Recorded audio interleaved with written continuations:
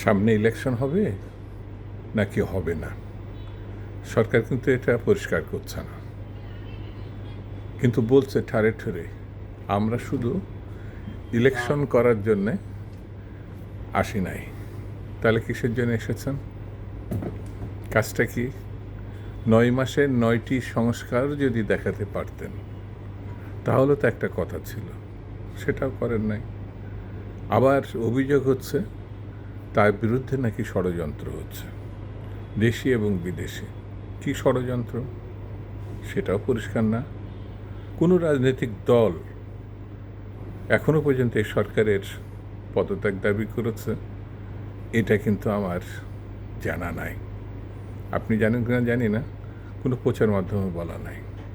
তাহলে নির্বাচন চাওয়া কি অপরাধ? আপনি গণতন্ত্র ফেরবেন কীভাবে?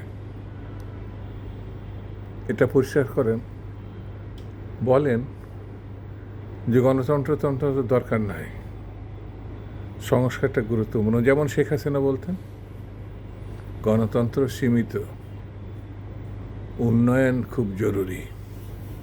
আপনার কি সেই লাইনে হাঁটছেন? যদি হাঁটেন সেটাও একটু পরিষ্কার করেন, না হলে তো বিভ্রান্তি থেকে যাবে। কিন্তু গণতন্ত্রে উত্তরণের জন্যে কোনো বিকল্প নাই। গণতন্ত্রে যাওয়ার জন্যে নির্বাচন খুব জরুরি, এটা বিশ্বাস করতে হবে। আপনি কি মনে করেন?